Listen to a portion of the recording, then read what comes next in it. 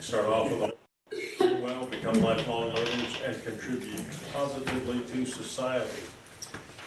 Call to order and roll call. Berger. Absent. Carter. Absent. Heffron. Here. Johnson. Here. Moore. Here. Thomas. Here. Liskus. Here. Welcome visitors to our public forum. Do you have anyone who'd like to speak? Seeing none, we'll move on to approval of the agenda. So moved. Second. Been moved and seconded to approve the agenda. Any discussion? All those in favor signify by saying aye. Aye. Opposed, same sign. Motion carries. Approved minutes of the previous meeting. So moved. Second. Moved and seconded. Any discussion?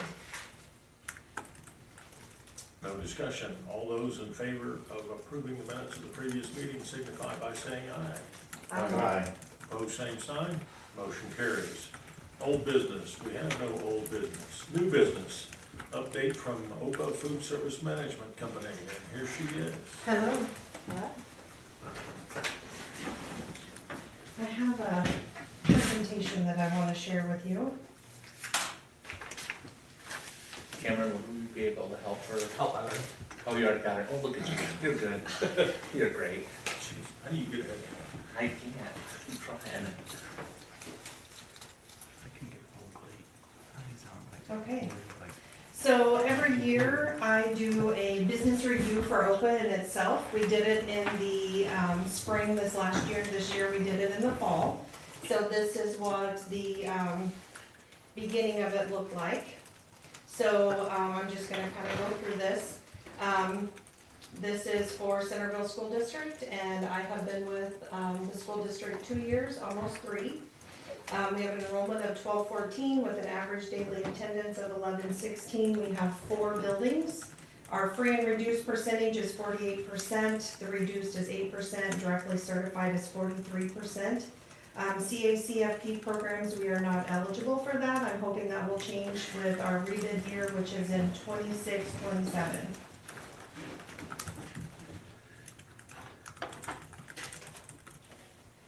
So then this next slide is just some of our service lines. We have Tammy there at the high school doing breakfast, and then we have students down below that have been through this fruit and veggie bar, and they are waiting to punch in numbers. And then the other picture is some staff at the elementary serving the kids. And then this is one that we like to do. We like to have fun with the kids. Our staff participates with the students on dress-up days, and sometimes they like to dress alike. We had our National School Lunch Program, which was in October, and the theme was pirates. And then down at the bottom, do what I do without the team of people that I have. So that was an appreciation of our team. And that was just part of our team. So then this is kind of our average daily participation. The orange line is goal. The blue line is from last year, and the green line is this year. They give us a goal. OPA looks at all of our numbers, and they give us a goal of what it should be. So we are just about 75 to 65 meals a week, meeting our goal every week. And those numbers change every year whenever they review our goals. This is our average daily participation for lunch.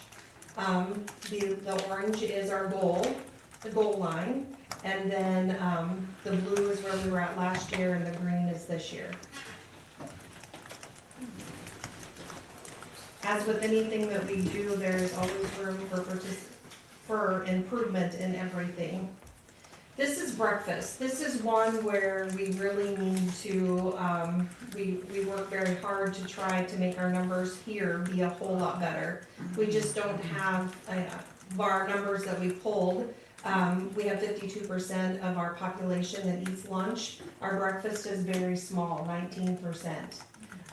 Mark and I have really talked about things that we would like to do. I would love to offer free breakfast to our students. I think that would help with a lot of things. How do you pay for it? Well, free breakfast is, there's a whole lot of dynamics there, and I don't have the complete answer for that. I don't know how much money we have in our account, I don't know what the state would let us do as far as that goes with the free breakfast. I know we have to hit a certain percentage of our food reduced in order for it to be reimbursable.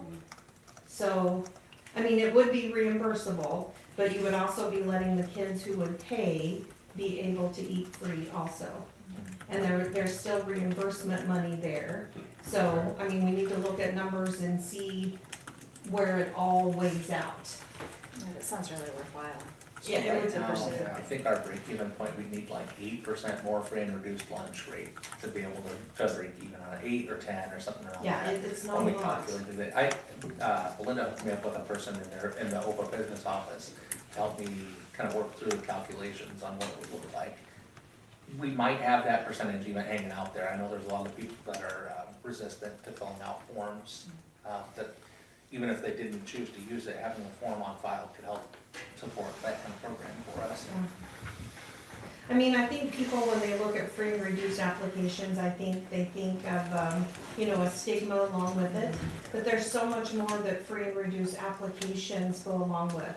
Like if we were to apply for grants, those goes off those percentages too. So, you know, and there's other programs in the district that also need those free and reduced lunch numbers.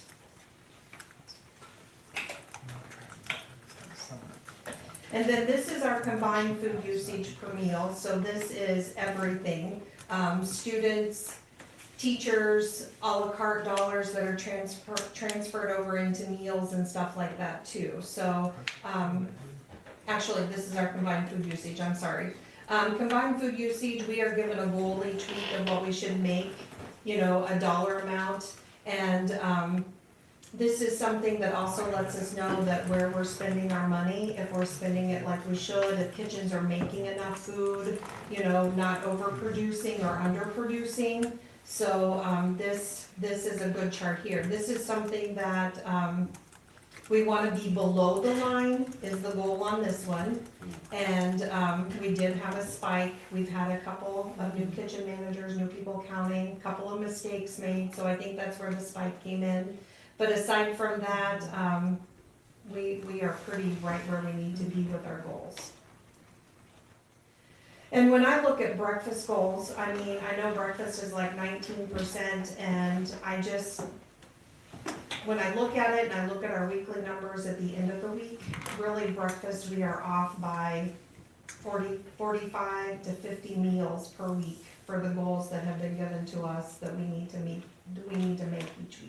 each week. Do you think our kids come to school who didn't eat breakfast at home and aren't eating dinner? I do think that. And So- there are kids qualified for free breakfast probably that are doing just that. Yes. And I had a lot of my kids that were tardy, they would not have breakfast at home, then they'd arrive at school and it would be too late for them to have breakfast. So that used to happen quite often. Yes. I don't know if Yeah. it's still like that or. I think that does still happen. Yeah, because then sometimes I've had aides come down to the kitchen, different things, you know, do we have a cracker, do we have something that, you know, that they can have? So I do think, and breakfast is so important to jumpstart the day with them and get it going. I think research has shown that breakfast is really the most important. It is. For school learning, and it seems to me if we can work like you guys are toward that, it's really important. Yeah, But one thing, Mr. one Baker thing, put something in it, like you to try to make it where they could go down a little bit later than they were able to initially. There was something, I know he talked to me about it, and of course I've got him in a training today, so I can ask him to kind of talk to that too, maybe on one of his reports coming up. one of the things that I was really surprised and impressed with was what you're doing in the common, or in the high school, for sure. yes, So, So just we- bringing out a cart after first hour, yes. if you wanna explain that, I guess. We started a second chance breakfast at the high school, which has kind of not been happening the last few weeks. I've had people who have been sick and gone and it, that's a staffing issue on my deal to take care of, but, I was taking a cart and going down into the hallway where the corners all meet and I can see kids. And I would pick up at least 4 or 5 more kids there. And in the beginning, I was doing it before the bell rang, so I caught some kids that did not go, you know, to the cafeteria for breakfast. And then in between the first bell and the second bell, you know, first period and second period, I caught even a few more kids there. And then April and I are working together, our alternative school kids have started asking if they can get breakfast too. So that is gonna start this week also. So, Good. yeah. So there is room always for improvement, it doesn't matter what you do. I do feel like as far as, you know, taking care of our dollars and making sure that we're not overbuying, over wasting, things like that, I feel like each kitchen is good with that. We just need to figure out how to capture just a few more of the kids in with their meals, especially breakfast. It surprises me that we would be lower this year because of that closed lunch. You just think that would automatically bring in more kids eating the school Well, lunch. and we've also changed things, I mean, kids are used to going to a gas station to Yeah. quick grab and go type stuff. We just brought in a couple of pop coolers, we're trying to, you know, change up a few things that they are used to seeing. So, I mean, we definitely are brainstorming, trying to figure out how to get those kids to want to be there and, you know. Do we have kids who may be free and reduced, who don't go through the lunch line and don't bring a lunch and they just don't eat at all? But I do see that at the middle school, I've been at the I middle would say school. that, that's what I was gonna say. One of the most appalling things to me from the transfer in grade levels, I cannot believe the number of kids. Yes. It's double digits for sure every Yes, day of yes. kids who don't eat. But when we do have our à la carte, and if I have extra pizza left over and I'm selling it for $1.50 or whatever, some of those kids that don't eat do come up and purchase a bag of chips, or Even if they're free and reduced? even if they're free and reduced. And it's crazy, cause that's even like on burger day or pizza day, like if you Sometimes think I like, just oh, wonder it's if some their healthy parents thing. even know. Yeah, That they're not eating, yeah. yeah. And I don't know if we have policies in place. I mean, the district I came from before, we would not let kids, unless they were in high school, choose not to eat. That's where I've been in districts like that too. Yes, So you can do that? we did do that. It was a board policy is what it was. But then we get into the gym, Yeah. Yeah, pain anyway. But then there was also issues, you know, I discussed it with principals before that have said, you know, they feel like that is shaming kids or making them take food if they have a body image or something, you know, and we're making them take a tray, so. There's a lot to think about with that, you know. So if someone's getting a free meal, especially free, they're not eating at home, they're not taking a free meal. To me, that's not a business numbers thing, that's a humanity issue. Sure. Sure. And we do have a lot, I mean, I know the kids on Monday morning, I mean, we didn't have school on Friday, and I served breakfast this morning at the middle school. And the kids that are, you know, that need the food, whatever, they were some of my first kids that were in line today for breakfast.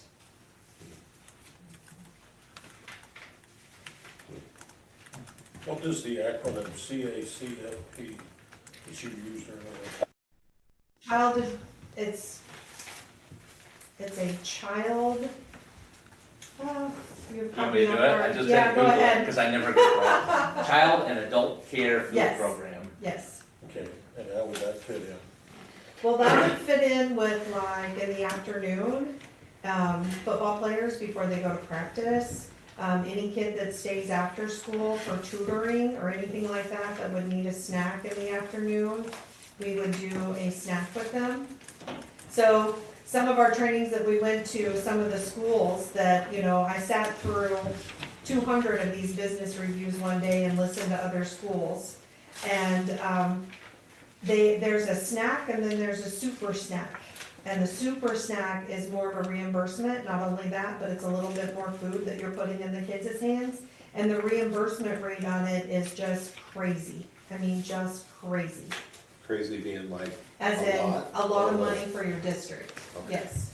But not only that, but it is a lot of food for the kids to eat too. So CACFP is just something that was not, the box was not checked off whenever, what happened with OPA. So basically, we can't do anything with it until the bid comes up again. And that comes up, I think, in the spring, is that right? Yeah, 2026, 2027 is our rebid, yeah. And I guess I'm getting back to this, 52% of the kids eat lunch. What do they eat? What do they eat at school? I mean, do kids bring a lunch or? Some kids do bring a lunch, yes, we do have a lot of kids that bring a lunch, we have some kids that just don't eat lunch. I've seen some kids share a lunch, Okay, That's against our policy, though. yeah. okay. I guess today I was at the middle school today in the morning and did lunch and stuff. And there were 4 options for the kids to have, on top of cold lunch. Yeah. So I mean, there were, even at the middle school, there was a lot of options. I mean, the ones that did place orders were very excited about those on the menu, so. Yeah, and we have to have, we do a NAC meeting with the kids, which is just a nutrition advisory committee is what it is. So, I will have one with the middle school kids on the 17th. I did a survey with the high school kids. And then I will do one with the elementary children too. It's just kind of get feedback with them, talk to them, some education on what we do, our serving sizes, different stuff like that. My new kitchen manager at the middle school did mention to me today that after that meeting, she would like to have meetings with them once a month Good. and just see what they want and, you know, and keep that going. So, we're very open to communication. I mean, you can't fix a problem if you don't know what it is, and, you know, last year I felt like things were a little rough at our middle school, just because they wanted, seasonings and different things. They couldn't understand why we couldn't have salt, different things, so I had a meeting with a group of kids. We talked about seasonings, things that we could do, and we have been putting those out there. So, just, you know, communication is a lot of it. I don't know what the proper term is, so I'll do the best to describe it. How many kids are you doing the whole diet review that somebody has to approve it every day? I don't. Well, I don't. But I know, like, Like a nurse or something? yes, the Right, nurse that's what I'm does, thinking. yes. How the many nurse kids a does. day are affected by that? That's probably my question. And if they are affected by that, she's helping them with that. So, when they come down for lunch, I know that we do, like, say at the middle school, I have a couple of kids that are diabetic. And like the French fries aren't on the option that they picked, but they've shown it on the menu. We have it for them. So they just come up and was like, hey, I ordered French fries with my lunch too. I don't have it. I'm like, oh, okay, we'll get it. Well, So we take care I of thought it. there's something that for certain kids, certain dietary programs, you gotta go in and make sure that the diet was within certain parameters for. And I think that's what the nurse does. Right, Yeah. and I'm just, you don't have any idea of how many kids that, 3 at the middle school. 3, okay. Okay, I knew of 2. So it's not a lot, it's not a large number. Some of, like, it's diabetic students, Diabetics, yeah. or it's students who have a milk allergy. Okay. We have a student who has a peanut allergy, so it's those kinds of things. So it's a fairly small number, but it's still a Right. daily task. Okay. Right. And the nurse, I know at Lakeview last year, she had 2 that she was up for. So it's 2 or 3 buildings, okay, that's what I was wondering, yeah. And I mean, we have it on our point of sale system as far as, you know, can't have strawberries, different things like that. Yeah. So we are very aware Yeah. of those allergies that go on. And we have started serving, now the elementary is still doing peanut butter, but as soon as their supply is gone, but we do what's called a wow butter. So we are not having any peanut stuff at all. So, Any other questions or comments? Thank you very much. you're very welcome. Okay, thank you. Next item is our student representative, Ms. Harvey.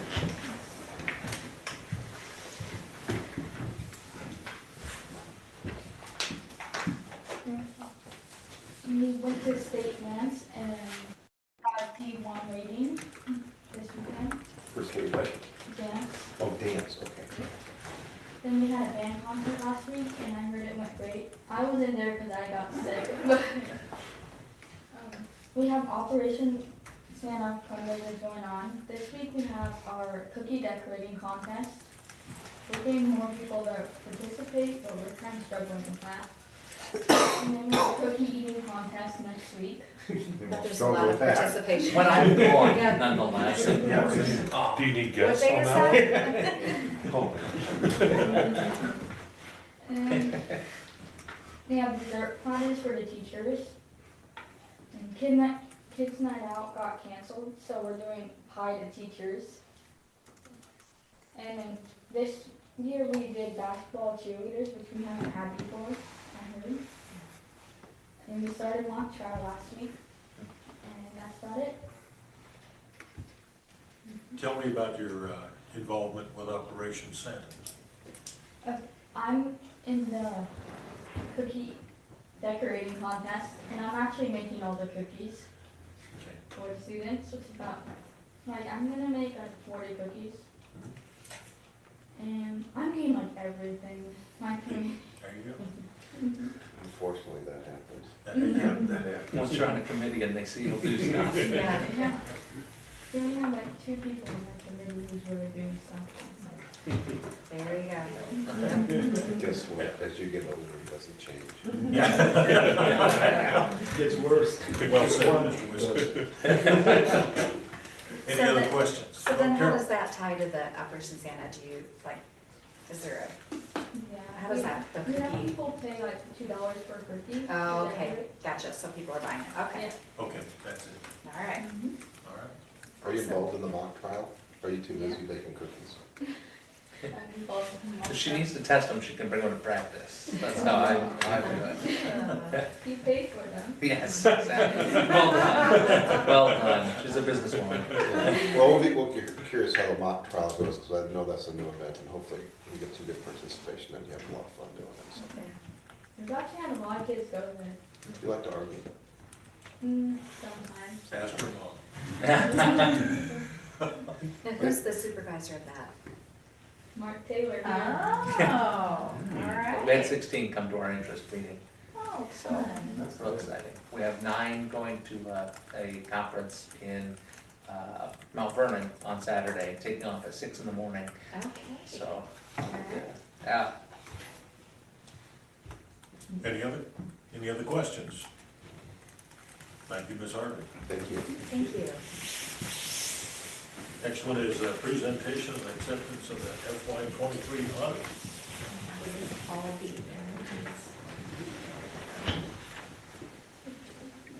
the. First question, can you hear me? Yes. Yes. Yes.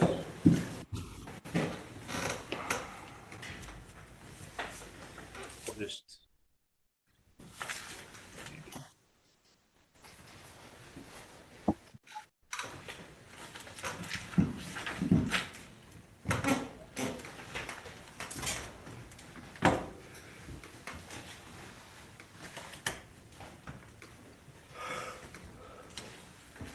Zoom.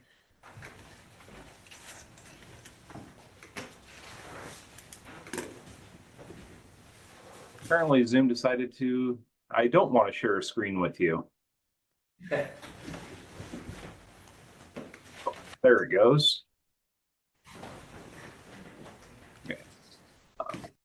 This is the financial statements for the year ended June 30, 2023. First few pages are just general information on the district and the actual table of contents for the audit report. As far as the opinion letter, the paragraph you care about is the second one, which states that we agree with the financials as they are presented. That is the audit opinion that you want. It is about a 3-page letter, however. Management discussion and analysis in the audit report shows the financials in more of a descriptive in terms of words instead of just a page of numbers. The helpful one here is it actually does a comparison year to year. As you can see, the main issue here is, current assets which would be cash and receivables, are staying roughly comparable year to year, which is what you would want to see. districts usually are not building up large amounts of cash unless there is a reason for it. On page 18, we get into the actual financials. The first 2 pages are shown as if the school was a business in terms of it brings in things like long-term debt, pension liabilities, capital assets. You would only see this type of information probably when you look at each individual audit report. Exhibit C is basically the fund financials. This is the information that you'd be getting out of your financials Software Unlimited, the district's accounting system.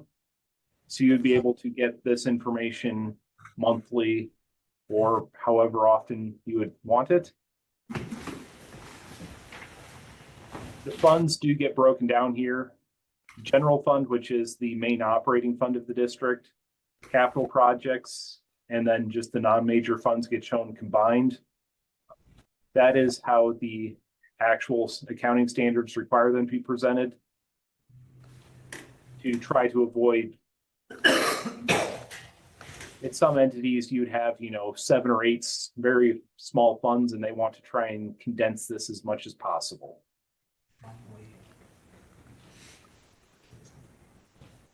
Exhibit E is an income statement for the governmental funds.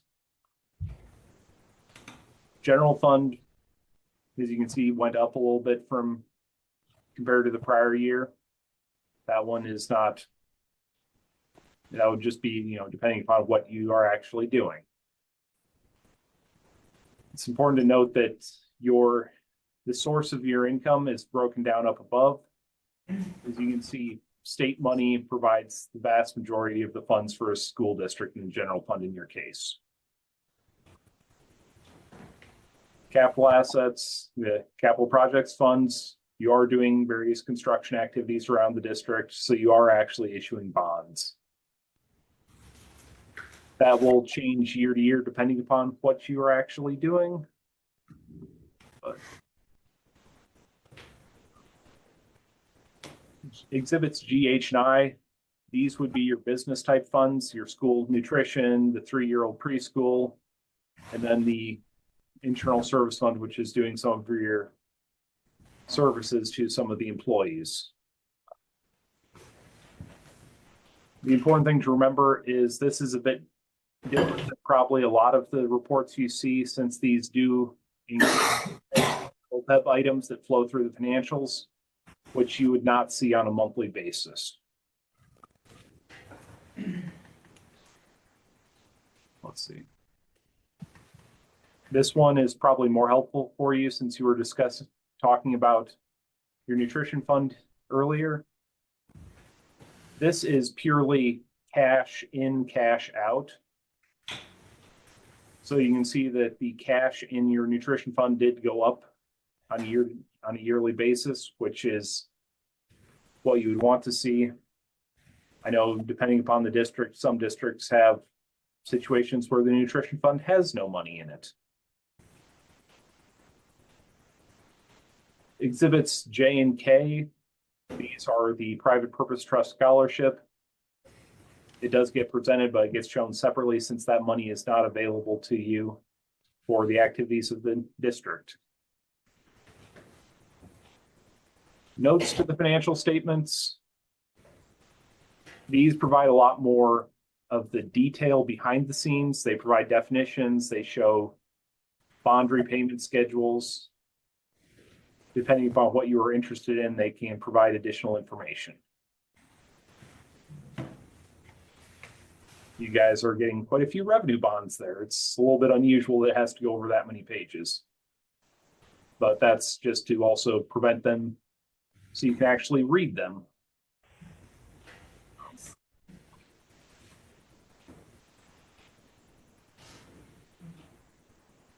Budgetary information is shown as well.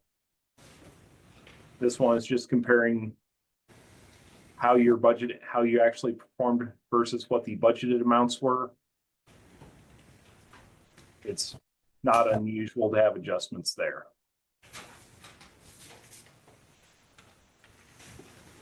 These tables here as well on the Iowa Public Employees Retirement System and the district's OPEB liability, they show information that can stretch up to 10 years back. It is useful to see as just a comparison on a yearly basis. As you can, this one made a bit of a change here. IPERS is a pension plan. You get to show your proportionate share of it. As you can see, you are 0.12%, so a very small portion of it. But the overall liability of the district this year was 4.8 million compared to 163,000 last year. You have no control over that number. It is, you just get to show your share of IPERS.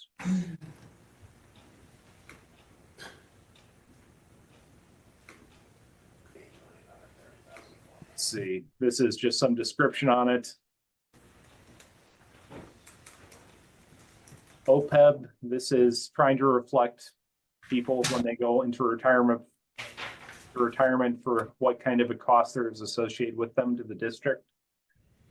So this is, you're trying to project it, 20, 30 years down the road. So this number is not, it's the best, actuary's best approximation.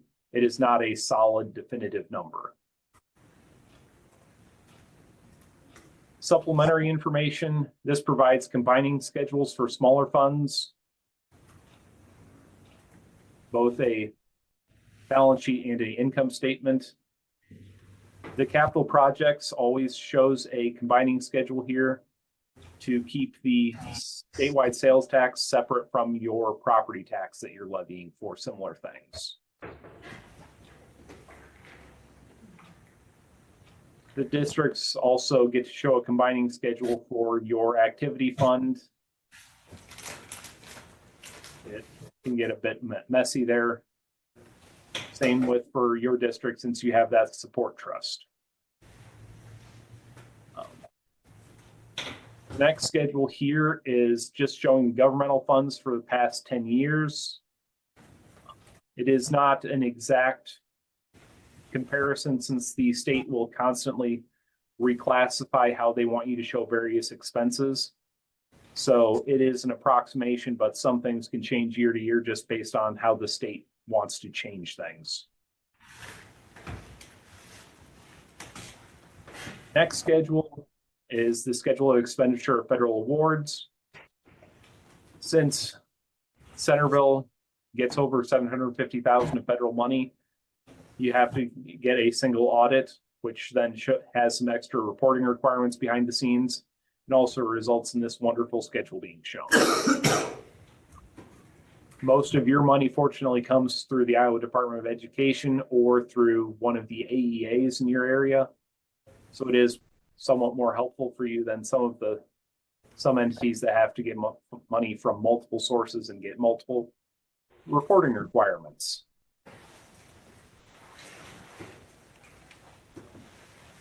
There are two more letters in the back, which just cover our report on some of the internal controls of the district. We can go through those in more detail if you want, but otherwise the final pages are on the findings from the audit. Segregation of duties is an issue at any school district. That is always one area to be concerned with. This does not mean that we saw anything wrong. It is just an area to be aware of. Then part 3 is just findings specific to the federal programs. And part 4 are other issues that we noted. We noted a few instances of late fees and sales tax being charged to the district. That is not uncommon for districts. Business transactions, certain employees, board members of the district, when you do business with the district, these do get disclosed. None of these appeared to represent a conflict of interest, but the state requires us to disclose them anyway.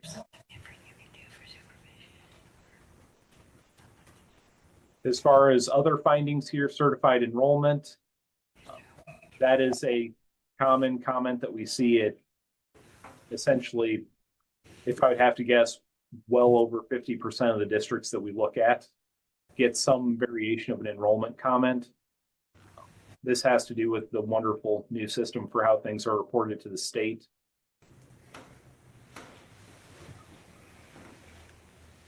The state does have us show the Fund 33, I don't know how it's described usually, statewide sales, service, and use tax. They have this schedule shown in the back that just breaks it out slightly differently since it gets reported to the states so they can see what the districts are doing with that funding. As far as other comments here, board policies, the Iowa Administrative Code requires them to be reviewed on at least every 5 years. We noted a few of them that had not been reviewed. It appears that you're working with the IASB to update those policies. And then in your nutrition fund, we did note a few deficit student lunch account balances. Some of them were getting to be significant. That should just be reviewed to try to avoid it becoming more of an issue. Are there any questions for me at this time? Just note, the board policies one, this was checked prior to us finishing policies, so on our next audit, we should end up good on that. Which I'm excited about. Yeah, I know. Really excited. Any other questions? If not, we need a motion to accept the audit. I make that motion to accept the audit. I'll second it. Okay, we have a motion and a second to accept the audit. Any further discussion? All those in favor signify by saying aye. Aye. Both same sign. Audit has been accepted. Thank you, Paul. Thank you. Safety update presentation. Awesome. All right, Cameron, how do I do this? Are you in the Zoom? Yep. I'll just share my screen. Yep. Okay.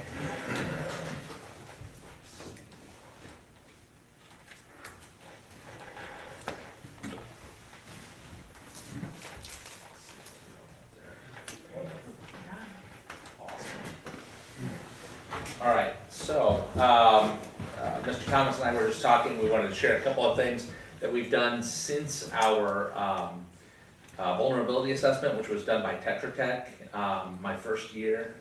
We had them come in as part of that governor safety grant. That's the grant that we got $50,000 to upgrade safety and security in each building, so $50,000 per building. The first step you had to do was this vulnerability assessment with this group, so they came in and conducted the assessment, and so each of the things that we've updated since are things that they've made a note of. You could do more in this area or more in that area, so I'll kind of go through some items here and be able to answer questions along the way. I'm a teacher, I have to give my purpose on it, but you don't want to hear that. A couple yearly items that I felt like I should probably just talk about so that we know. Each year the admin team reviews the district-wide plan. Actually, we did a really deep plan just recently. We hit our admin meeting. Unfortunately, I should say unfortunately, kept us out of Billings for 5 hours, but we spent the lion's share going page by page on this plan because we felt that there were some items that and we'll need to now talk to our emergency management with Mike Lamb and with Vern Milburn and with Tom Demery just to make sure that the things we think would be better solutions in a couple of areas work. Some of those items, because of the change in how the high school is now, since it's not on the one street, it's on the next street. So smaller changes, but just things that we think can update us a little bit to our current times. But spent quite a bit of time working through that. There's been some question about the emergency drills. So each year we do 4 fire drills, 4 storm drills, and at least 1 emergency drill. So a lockdown or an Alice drill. We have a lockdown drill scheduled for next week. And then at least a get out drill for the spring. So one where you can choose whether you lock down or get out. We have the nice addition for those drills this year, and we're really excited about because we have cameras in every building, which I'm stealing my thunder later with this, but because we have the cameras, we're actually able to follow the intruder through the building, so people can have more information about where the intruder is, so they can make better decisions for what they need to do from their location. So we'll get a lot of practice with that this year through this. The principals review the safety plan with new staff at the start of each year, and we really hit on doing more of that this year, and we'll continue to do that too. There's also some trainings that everybody has to do, chemical right to know, so that's MSDS sheets. So some of the chemicals that might be, especially in the maintenance area, bloodborne pathogens, which is an important safety item, and mandatory reporter, which I'd argue is probably our most prescient safety concern for students in our district. Making sure that we know if there are instances of abuse of any type, we know what to do and how to help a kid. So a few district-wide items that we've got. One, this came almost immediately after the vulnerability assessment. One of the items that they recommended is that we had a tool that could allow us to directly communicate with dispatch in the case of an emergency. Luckily, with the Safety Bureau getting started on the state level, they were doing a sign-up where you could get these radios in each of your buildings for free. A company from Hella came down and installed this for us, and it's in the office area of each building. So this is a button that they press that button and then it contacts dispatch, so that dispatch can be on right away and we can get people on site as quickly as possible. This summer we had another practice through. Chief Demery tested the buttons with everybody, and we try to check and see how long you have to hold that button down for, because sometimes it gets a little finicky, so you have to hold it down for a while. We'll test this again during our emergency drills this next week and in the spring. So just a nice quick one button response there. As you know, because you guys approved this through our safety grant spending, another big item that we spent money on with the safety grant was rekeying the locks across the district. And we actually kind of put some of our construction money to this, because that is what took care of the high school. But we felt that there was too much in the past loosey-goosey with keys out there. So we wanted to be tighter with that. Aaron actually has been really awesome about helping tighten that process down. I'm pretty sure I even felt like I needed to give my kidney when I signed the form that said how we'll take care of the keys. And I think that's exactly what we want. We're tight with those, and we know who has access to everything, and we're aware of that. So kind of a fresh restart with everybody and just a real tight approach to it, which is going to help us. The other thing we did with locks was adding some keyless entry system to some different places, more places than we had before. What's nice about the keyless entry is we can actually track what user's badge got into a location. So that helps us, especially when we now have the camera access to see that entrance and make sure that people aren't lending keys to anybody or anything, because that would be a big you're out of here kind of deal. So we did, just to improve speed and response time, Aaron, I keep saying we, really Aaron did all the work on this, but and his folks, but we did change out some handles, particularly in our new K1 hallway, so that there were more push button locks, instead of locks that on both sides you have to use the key to lock them. We wanted to speed up, especially if you would be in a dangerous situation and you had a whole bunch of littles to keep calm, you need to have as quick of a response as possible. Now with doors, our current policy and one that we've worked on is locked and open, which that'll actually apply to the last district-wide item that I share, but that should make that quicker, but you never know, so having that push button makes it nice and easy for those. Think I missed anything with the door locks there, Aaron? No, that's good. So this was the lion's share of the money for the safety grant, and I think it's probably the most valuable tool that we have in ensuring the safety, particularly of our building envelope, which was an area that they recommended that we do the most work. So building envelope being like how you get into the building, the area directly around the building. So we put $175,032 into putting camera systems into our buildings. There were some outdated camera systems in a couple buildings that weren't the best. These are high definition, they connect to a central server so that we're able to, like here, I can monitor a building if we have an issue. But the best part about this system, I think, is that it uses an IP protocol, is that the right way to say that? Okay, that would allow our police or fire or any sort of emergency responder to actually log into our system, like if they were reporting to a building to try to take care of something, and they can see even on their phone, the cameras in certain areas, or on a laptop, the cameras in a certain area, which is really helpful. It connects to our keyless entry system as well, so that allows them some access when they need access for safety wise there. That's all live. Yeah, it's all live. Yep, like right now even, I could pull up on my phone any one of our buildings. Which is really useful, because like if we would get a call, as we have at other times, like somebody is here and they're angry and they're responding in a violent way, then I can, as I'm driving, I can have it pulled up, which I did a lot of Zoom meetings as I drove during COVID, so I got really, don't pull me over. But I wouldn't, you could pull it up though, and you can watch and you can access and you can provide that information. I think that would be really effective for law enforcement, you know, you're going into that situation and you wanna know what you're going into, so that's good. That was a big push Yeah, Yeah. from us. yeah, Yeah, and that was a big thing that I think helped mitigate a lot of the potential further damage at Perry, wasn't it? The IP cameras. Yep.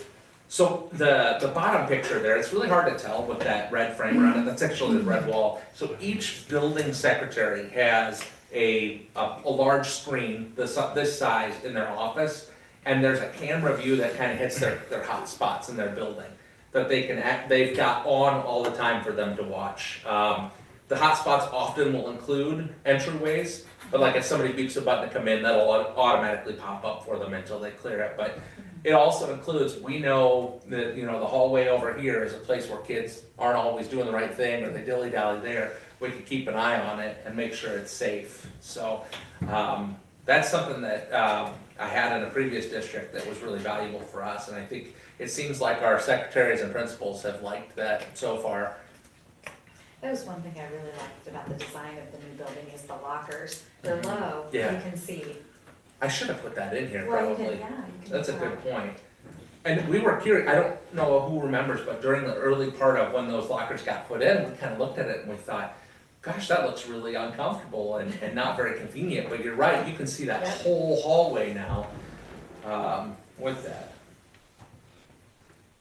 This is important in a number of locations throughout our buildings, often close to a gym.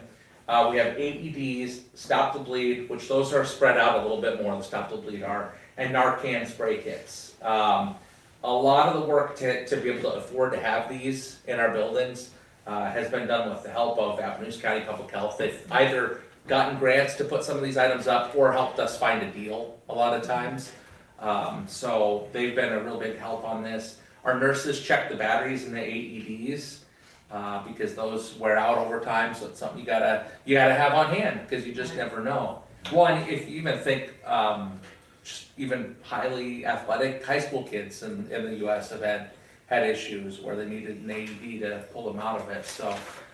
These are a really important piece of safety tech that we've got in our buildings, and we've worked to increase the number of, that I think, you know, that some of the more likely scenarios, there's something there for. The man trap. I think it probably has other names, but I always call it the man trap. Each of our buildings now has a secure entry like this, where you have to come in through one building, or one set of doors. There's an area here, and then there's another set of doors to let you in. We're working on a couple malfunctioning doors in one spot, so it might be a little harder than it's supposed to be sometimes, or the opposite even, but what this does is, so you can see on this picture, this is the Lakeview man trap, right? So you come in you get buzzed in, you'll be able to get in by these red rugs, but before you can go to the office or before you can go into the building to the right, they've got to buzz you again. Because what happens is sometimes you can watch that camera and, okay, you seem all right on this camera. This is one more step to say, okay, now I can see your whole body and legitimately you are okay to come into the office and sign in to do this. These are all set up so that really the access to the building is through the office too. So you typically won't man trap somebody from outside to the middle to the building. You'll pull them into the office first, so they can get signed in. This is kind of a new item, right? We just approved some SRO services on site, and I think we're looking to increase in the fall, hopefully. Definitely something that can help improve our response time. And really, I think another thing is it also gives our kids some relationship with police officers, which is a good thing that can help. They've been really impactful around our buildings. We see them parked and they come in and just say hello a lot this year. Would you say, Jenny, do you see that a lot in high school? Yeah. This is a new one that Aaron and I have been working on, and he found a vendor that could do this for us. So what this, and it won't look like this is not the brand we're getting. No. But there will be a panic button in each principal's office that allows them to, remember how I said that doors will be locked and open? So in a lot of places, not every place, but a lot of places, we have magnetic holders for those doors, like for fire doors. And just like if the fire alarm goes off, that magnet turns off and the door closes. In this case, if you push the button in the principal's office, the lock will, or the magnet will turn off, it'll close the door, and then it'll do an announcement that says we're in a lockdown, remain secure, and await further information. So this is another quick one-button approach to try to let people know what's going on. We're kind of working through the actual language with the company on what it'll announce, but Should be installed over Christmas break. yeah. So who's authorized to hit that button? Because the principal may be somewhere else in the building. So actually, thank you for asking that, because that is part of what we did on whenever that meeting was the other day. We have primary, secondary, and tertiary leads in our plan based on who the principals have identified in their building as being responsible for that sort of thing and access to the office. So should the principal become incapacitated, there's a secondary person who's aware that they would be next in command at that point. And a tertiary person should that person go down. I'm just thinking more physically, just not in the office. Right, well, and in each case, we didn't make the secretary one of those people so that they can also be an extension of the principal for that point. That's kind of what I was thinking. So they're available to be there should They there be tend an to be there emergency. more often, more Yeah, yeah, Consistently. yeah, then we've got a person who's there, but then incident command in that place would go to that secondary person if it would be, until police would be on site, then they'll be in charge. So this will be exciting to have added. One of the items on our agenda today, and there's so I looked at we checked out our invoices.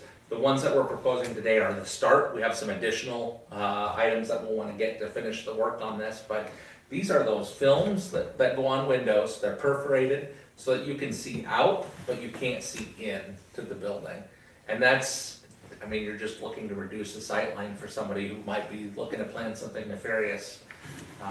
And so we've got, in your packet today, we've got some for CHS and some for Lakeview. We also have bids for Howard and the preschool, but we still have safety grant money that we can do on that. We have to collect a third bid in order to move forward with theirs, so we can use the rest of that safety grant money there. We spent it all on high school and Lakeview. So we'll approve for Pepple through here if we approve that. But this will be a big one. We're looking to add, today you'll have the office areas at the high school, the front entrance, the auditorium entrance, those doors or those windows along that auditorium, that curved wall there. Because really, if somebody were standing out there wanting to do something, we want that to not be a place where you can see where somebody is. And I want to say there was one other spot, but it's going to cover those bigger windows. At Lakeview, the big one that we got was for the cafeteria, because that's a place where you have, like hundreds of kids sitting there. And we wanted to have that covered. We're also going to do some for the entrance, the principal's office, and I believe there was one other area there. Oh, the back, that in the Hall of Pride, that back entrance there is one that we're getting a bid for. They're coming down to measure some new spots for us tomorrow. And then Howard, the new media center, would be a big place for that. Some of the windows up on the front and the front entrance. What would be when would they install, if we Well, approve it? I think that's the trick, just whenever we can get them here. We're gonna try to have them install them all at the same time, just so they can come in, because there was some talk that maybe they would not charge us because in the invoice, you've got like a transportation fee to bring the lift down and everything, so we thought if they could do it once, we could probably get them to just charge us that fee one time, it sounded like. So we wanna try to get them all done at the same time. And it also really looks nice. It does, yeah. Yeah. So yeah, that's that item, and I think that'll be a good addition for us. We do have a few building specific items, and the principal's added some things in here, and I kind of pulled one highlight out of each of them. So at the preschool, our biggest highlight is the new fence around the playground. That was probably an area where we were most vulnerable to someone before, but now that fence encloses the entire playground, which makes it easier for the staff that are outside, not only to monitor where the kids are going, but who can be around. If you think about like custody situations and things like that, that helps us to block that off. And that's a big thanks to the preschool PTO and the Appalachian County Community Fund for helping us to be able to afford that this year. They also have their new man trap, they have a new addressable fire panel, stop the bleed training for staff, and that's located centrally in the building. All the preschool staff are CPR certified. We installed an additional keypad at the back door for safer coming in from recess, and the parking at the front of the building for safer drop off and pickup. Lakeview, and actually we have a third addition to this part here, but student de-escalation. We've worked through some student behaviors, some mental health concerns at Lakeview this year. Really working on trying to help some kids to get better while keeping everybody safe. Mr. Baker, early in the year, had moved some things around to add a sensory room and a behavior de-escalation room. They're both near the office to help students who are struggling and need to de-escalate when they're dysregulated. This weekend, we sent an email to staff. I've talked, I think, to maybe a couple people. We believe that we also have need for an additional special education classroom at Lakeview, a behavior classroom. So we actually, really fun day on Friday. We banged on walls and screamed to see where would be the best sound dampening location. You don't get to bang on walls and scream as a superintendent very often, so it was really kind of fun. How did that look again? It was cathartic, yeah, it was great, yeah. So, we're working on finding the right person for that, but that'll be a big thing for our kids, I think. I said you posted that, right? And it's posted on Iowa Works, and as soon as we get our Teach Iowa account to behave, it's gonna go up there too, so. They again also got some upgraded fire panel and devices. Fence barrier along the road by the playground. There's that gravel road back behind the building. There's a fence barrier there. Conducted a walkthrough this summer with the police department to learn findings of concern since we have a new administrator in the building. Stop the leak kits. Updated the fire and tornado safety signs in every room. And added cones for pickup time. Actually, the pickup, these cones are pretty nice. I wasn't sure what I'd think of them at first, to be honest with you, but it actually stops. It doesn't allow people to drive up in the front there by where kids are being picked up, and I think it's a really good safety addition, and people have done a pretty good job of adhering to that for the most part, I'd say. So this was a good addition. Howard, the big safety thing that we did is more environmental, in that we abated all that asbestos, and I think we all got to see that on our building tour at Howard. This is probably not the best picture. I pulled it from my phone from when we were working, but as we added those new cabinets, we put in non-asbestos tile, which is a safer deal for our kids. Terry also worked on purchasing additional go bags for the building, so that there's additional like first aid materials throughout the building. There are clear file folders for emergency folders on the way or in already in some places. They're already hanging on the wall. Already hanging on the walls. Emergency folders. There we go. So, and that's a big one because actually Terry made this point as we were working through our plan. Everything that we can do to help support our subs and being ready to support the safety of the kids if something would happen. So that's a big part for that. They reviewed the safety protocols for fire, tornado, and intruder.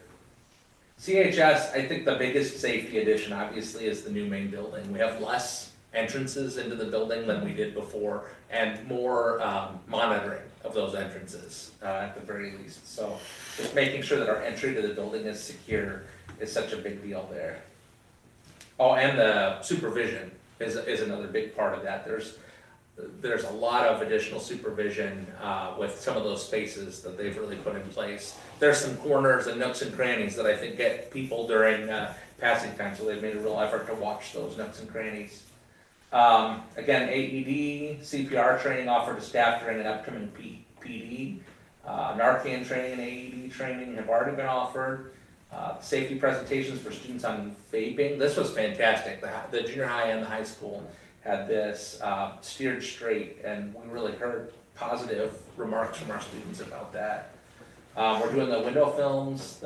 Again, two fire drills have already happened. One tornado drill has already happened this semester. One to go on the tornado. Our new entry, upgraded practices on locked exterior doors. There was a little pushback early on, I think, about the science wing door being locked during the time, beginning part of the day, because people were like, well, I go to college classes and then I come back to campus, I want to be able to come in through the closest door, but Jenny's really held the line on that, and I think people have found a path so that they're safely monitored coming in. So that's been good. The camera system upgrade is definitely by far one of the best things that we've got, and increased supervision between class periods. A couple things that I didn't mention in this presentation, and I'll make sure I tell you. Right now, we have access to a nurse in each building, so that's a big item in the case of an emergency. We've spread additional first aid kits and go bags throughout the buildings. Later this winter, we have scheduled to bring in, and I can't tell you the exact number now, they told me, I think it's like 11 or 12, isn't it, that they go with canines? 8 to 12. 8 to 12. So a number of canines from surrounding police departments to do a canine walkthrough at the high school, in the middle school. This is something they've been doing with people in a number of county area. It's good training for the canines, it's good for the schools. So that'll be a nice item for us yet this winter, and building a relationship with our canine officers for the district too. We've talked a little bit about some additional trainings too. Actually, I even talked to Mike today about some ideas for that. How to use the fire extinguisher, in case that comes up. What to do, like let's talk about, there's a training that you can do from the weather service, was it? For weather spotting, so that you can, if you have staff that are out maybe monitoring a recess and something comes up. So different trainings that we can look to bring in for our staff. Obviously, we'll look to do another Alice, well, it's not called Alice anymore. Alice training for people to catch people up to what's going on. It's the same work still, just I think that's trademarked, right? Mm-hmm. So is there anything that I can answer, or did I hit things that you're curious about, or is there anything I'm missing? I was just gonna ask Terry, are the go bags, is that similar to what we took out to recess, the little pack with the first No, aid? I'll tell you what, we were just a little bit behind at that in Howard. It kind of went back to the training that Mike provided years ago on the Alice training. And you probably remember this, we put them, like, so it was before the K1 came to Lakeview. So it's I would say a large bag, it's probably like a duffel size bag. And the idea is that every teacher has like their little bags of Band-Aids and gloves and stuff like that. But it's in the event of a mass incident, and after the police would have regained the building, jump in if I'm saying something wrong, Mike, then it would be like the police would be like, it's all clear, police are here. But it would be a place like where everybody in the third grade wing could go to, and you could get supplies out of that bag to tend to your students or injuries, prior to the fact that we only know 1 or 2 ambulances could disperse kids at a time. Mm-hmm. So we kind of had that at Lakeview already, but we didn't really ever have that kind of established at Howard. So we actually bugged Mike, and he kind of helped us make sure we had placements with where students were. Okay. Yeah. All right. But I think that's strong district-wide. I think everybody, yeah. I wouldn't wanna carry that to recess. I know, and that's what, honestly, we kind of talked about that, like, you had to talk about, like, you can't, you want it where you could get it, but we're like, you gotta think, like, some of us are 50-some years old trying to get that down. Yeah. Let's put it down here where we just gotta pull it out, instead of dropping on our heads and injure someone trying to get it off the shelf. All right. Megan Decina's done a lot of good work for us on that. She will get us going on that. I think a lot of our next steps, other than that button, are gonna be in the realm of additional training for people. There are other physical improvements we could do, but unfortunately, we're gonna have to build up some capital for a little while before we can add anything more. We've got a lot of really good items in place, and we've really hardened our buildings. I would say additional lighting in a few locations on the outside of the building would be one thing that we've talked a little bit about, that would improve kind of night safety. But there are definitely some other items that we'll look to add as we come here and to add into our long-range plan. But we kind of hit the big ones that we got from our vulnerability assessment with these items. And while there's not a requirement to do additional vulnerability assessments, we always do like to do, I've done some walkthroughs with Officer Demery and Officer Moore to continue to add what are some things that we need to be looking for and adding or watching out for with staff. And I think we'll look to continue to do a lot of that as we go forward. When we do our safety drills, our evacuation or Alice or whichever ones we do, we'll always do afterwards. So there's usually a couple officers that come. We'll do like an after action review there. Like we'll all come together and talk about what went well, what was too slow, what didn't give enough information. And I'm eager to see this one because of the fact that we'll have those cameras now. So we're able to give better information. I think this will be a really important after action this year.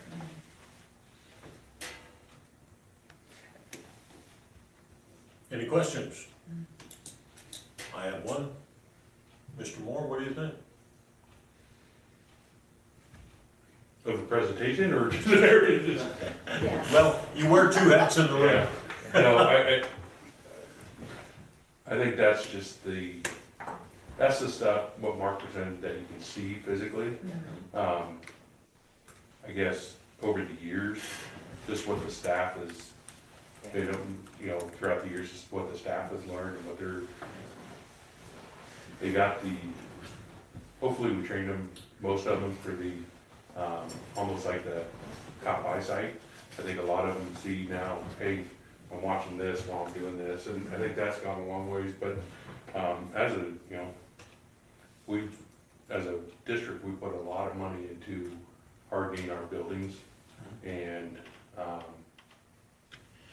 luckily, everybody's gotten on board with the safety aspect, and, we may not get it and approve it as a board, but we approve the budget, and they're using that budgeted money for safety items, so we may not always see it as a board. Or if you do, it might be in the bill. Yeah. A lot of these, because I kind of looked through and tried to figure out when all you guys would have been a part of it. And a lot of times it was, this is in the bills. I mean, the thing about it, we've made tremendous strides over the years. It's never gonna be perfect, but we're gonna do the best we can. All right, thank you. Any other questions? If not, we are ready for approval of the snow removal bid. We only have one. Yeah, I took it out of the packet at the last second because the date was submitted wrong, so we wanted to make sure to give you the one with the correct date. But it's the same as what I talked about in 11. It's the one from Chiga, it's $9.50, and it didn't increase from last year, which is good. Is this approved? Second. All right. Wait, I didn't hear who did that, sorry. Kevin? Okay. I'm not used to doing that. Got your tune there. Okay, we have a motion and a second to approve the snow removal bid. Any discussion? Hearing none. All those in favor signify by saying aye. Aye. Opposed, same sign. Motion carries. Next item is approve the list of early retirees. We had 3 folks put in for early retirement. We had Brad Warren, our attendance director, and we had Paige Warren, one of our instructional coaches, and we had Sharon Bryce, high school math teacher. All 3 people who've made a great contribution to the district over a number of years. Definitely positions we'll look to absorb as much as we can with those, and they were all in very cheerfully with each other on the first day to submit. So nobody had to elbow anybody out of the way or anything. Does that get us where we need to be with as far as what we're looking Depends at? on what we have to backfill and everything, I think that's the trick. What we will do after this is start to have some conversations with some people about, you know, who can do what. I think there's some work that we can do to divvy out some responsibilities to people that might help us. So there's a chance that it does, there's a good chance that it does. As long as everything goes well. Okay, you've got the list. Enjoy the retirement. Motion to approve. Second. Second, we have a motion and a second. Any further discussion? If not, all those in favor signify by saying aye. Aye. Aye. Those same sign. Motion carries. Next one is approve the early graduates for 24-25. We have a number of students here who are putting in for early graduation because they will have completed their required courses. In many cases, I believe, for the core diploma, correct? Yes, well, only for the bottom two. The rest Okay. of them would have been For their full. traditional. Okay, So those students are currently in classes, just to be clear, and if, I mean, they have to pass what they are in now for this semester. So unfortunately, there's a chance that they may not. Yep, so no pass, no grad, right? Correct. So the motion then would be only if they meet the requirements. 100%. Motion to approve pending requirements met. Second. We have a motion and a second to approve the early graduation. Any further discussion? Hearing none. All those in favor signify by saying aye. Aye. Pose same sign. They have been approved. Approve the window safety project, CHS in Lakeview. I want to apologize for the confusion on how this showed up in the packet. I know Lisa put a new quote for the high school items on here. This, just to kind of walk you through that, if you want to see that. The item A will actually be covered, we got it as one invoice for the high school, but it's actually 3 funds to be covering these things. So item A, we're looking to use Gear Up money for, it's actually not a safety item, that's just making our building look nice. This is the bulkhead logo that we cut out when we value engineered. Item B is being paid for by student council. This is another decal to kind of make our cafeteria look a little nicer. It's item C that starts our safety items on here. So item C is that perforated window vinyl for the front entrance to the building. Item D is covering the main office windows on that first floor there, the ones that are just right by that entryway. E is the entrance to the auditorium doors. And then E is the entrance and those side windows. Windows left of entrance by the auditorium, those big tall windows in that corner there. And then the Lakeview one, so these two are the Lashir bids that came out as the best bid for us. I'm gonna find the Lakeview one on here so you can know what's in this. We will want to add some additional items to Lakeview after they get some measurements. Let me see, sorry, I'm scrolling. I enlarged it because I have bad eyesight now. So elementary window graphics, so this is quote 18802. You've got the perforated these window graphics are for that cafeteria area there, and the entry to the cafeteria. We'll be adding the office area and the main entry and the back entry to that tomorrow measure. So I'm a little confused with the 2 quotes. Mm-hmm. Do both quotes cover the exact same specs? They don't. So we started with quotes that covered the same specs, and then when we found out the price was gonna be better with the one, we moved forward with getting the specs that we wanted with that company. Which is this one? Yeah, because it was significantly It's less. like $9,000, order of magnitude is like 50% more. Yeah. Now, and that's a sub for the other company, so it's not them doing it themselves, it's somebody that's subbing out to. Oh, okay. Yeah, so when we found that it was gonna be significantly more cost effective with that company, we worked with them to get the ones we wanted. Really, only those ones should have been included. I misspoke to Mr. Johnston, who organized this for us and got these quotes for us, because I told him for the safety grant money, we have to have 3 quotes. So he thought he needed to put that into the packet for all of you, because he thought he needed to approve that at the board table too. That's just for the feds. Oh. You gotta do that. We Three just gotta different make the companies, feds he happy. wanted it broken up into 3 different, okay. Right, yeah, so we'll have to use our original quotes on Okay. for the feds on that. And that's just to be able to use that grant money. So then taking out those A and B items, we're looking roughly $14,000 approving for the window coverings for the CHS. Got it. Yep, and out of Pebble, we are planning on that. And there's more that we'll still need to do, but this gets us to start on some of the biggest, scariest locations that need to be covered to get that up and running. So in the high school, I don't know if you know this or Jerry knows that, in the common area, those upper windows that are on the north side, if there's something going up there. I don't think we measured anything for there, because you can't really get a line of sight in through there. Well, it's more, I think, how's it working with just the sun coming in there at different times of the day? It's okay. Okay, it's not in it, because I know, I walked through that so many times at so many different times of the day, there were sometimes just like, that's annoying. I think they're sheltered enough from the outside, they're inside just enough, I think it's okay. I mean, I haven't noticed anybody having an issue Okay. with sun in there. You can put Yeah, it during in. construction, there was a big question how much was coming through, so. As we kind of mapped out what ones we we're gonna put film on, we were mostly working off of where do we need to block eyesight at this point. We had some debate about the front office at the high school, because we have the blinds that you can see out but not in. But as we kind of looked at it more, I really think it's wise to just get it done. And it's gonna cost a little bit more to just get it done. But if you would happen to have your blinds open in one of those spots, you know, this is a cover.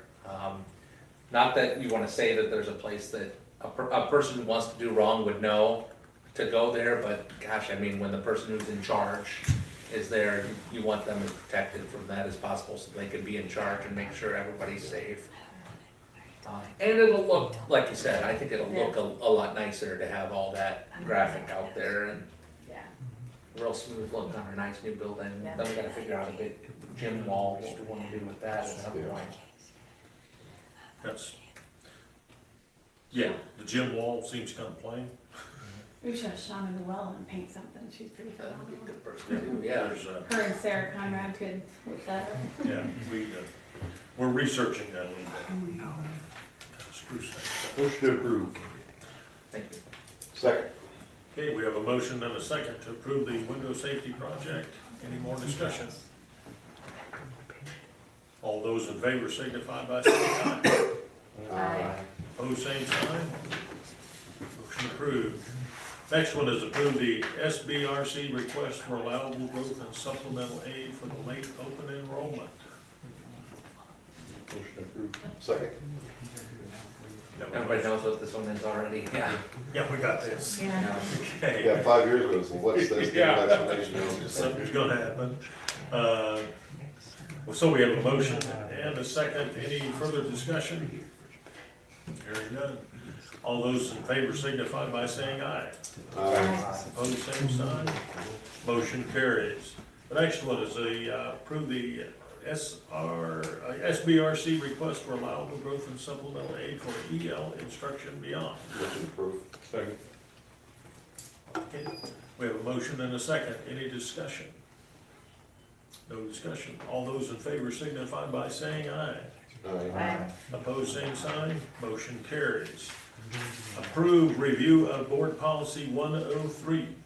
The beauty is you just approved board policy 103. We just are required to have minutes that say we reviewed it with our board for the desk audit this year. Motion approved. Second. Okay, we have a motion and a second to approve the review of board policy 103. Any further discussion? Hearing none. All those in favor signify by saying aye. Aye. Opposed, same sign. Motion carries. IASB convention highlights. Where would we start? Dr. Johnson? I thought the poverty talk was so exceptional. It was just, when when she took 150 people out in the hall and had us find out the situation. These are school board members, people that probably are educated, and how the difference between them was compared, the ones that didn't move much, the ones that moved so much, the people in front had to feel so guilty where they were compared to, you know, their parents had college education, and they belonged to country clubs and all this, and two-parent families, and some of them that didn't have hardly any of that. And so I think that really shows, what I thought about when I saw that, you couldn't do that in your school, because you would have some kids that would just be going backwards all the time, and some would be way up. We had that there. You did it at school? And no, at that walk. Yeah. Yeah, we did a bit of that. Yeah. Mark and I hung out. We did, yeah. Us and that one lady. But you proved you can overcome. Yep. Yep. Yeah, well, you can, and it did prove that, and that's what we hope in our school system, that they can overcome, because everybody starts at such a total different place.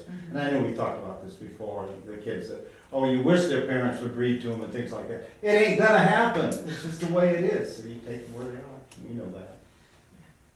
But that was good. And then I was gonna buy the book, because they're a little slow, books are all gone.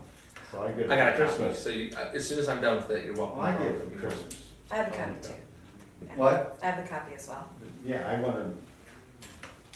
I needed something simple for Christmas, so that. It's good. I have another book here. Yeah, that was good, I'm sure that people are gonna say the same thing. Yep. Mr. Wiskus, what would you say?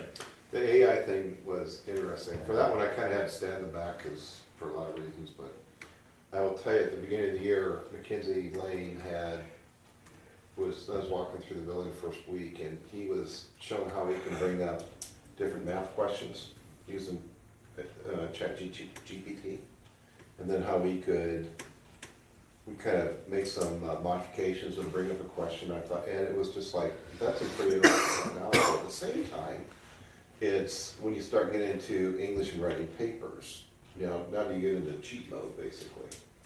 And so I think there's some pluses and minuses of using ChatGPT. So going to that one, and I will tell you, when she showed the robot moving thing, the video to begin with, I was kind of freaked out that we're living in Tomorrowland. But at the end of the day, I think it's something we need to figure out how to embrace. So since then, I have actually downloaded ChatGPT on my phone, and I've been just seeing what it will do in different things. And what I'm finding with it is, you always kind of wonder how accurate the information is, but if you actually have a conversation with it, it will remember things, and it will kind of bring some things back up, and I've done this on different, research in different topics. And what I'm finding you get is more detail-specific information than if you did do a Google search. It's like it really nails down on it. So as you think about what's happened the last 100 years and technology changes, this is the next major thing to impact humanity, is artificial intelligence. So I think we probably need to pay attention to it and set our kids up for success on how to use it responsibly. Ms. Eckler? I'm going to echo what Tom said about the poverty seminar. It was life-changing. And if a person did not walk out of there looking at things through a different lens, then I don't know how to help them. But it was really, and we talked some about bringing that training maybe to our district or our community as a whole would be really beneficial. And also I attended a board finance class, and let's just say, I'm really glad we have Lisa, because that is not my jam. So thank you, Lisa. Mr. Moore? I'd say the best one that I was at was the Perry incident debrief.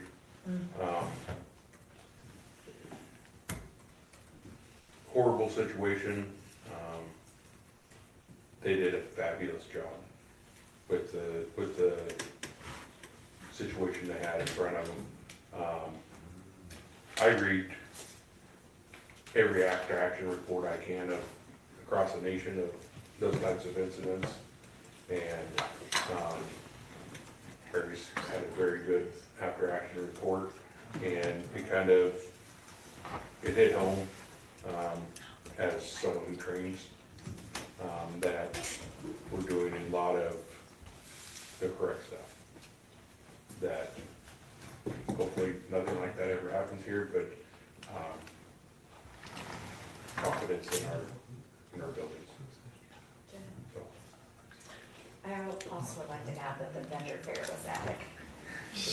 Yeah, You know, I had this, 2 mules for Sister Sarah came to mind. Carol was backing around. I would like to know what Lisa thought. It was a good time to have the full board together, not discussing business and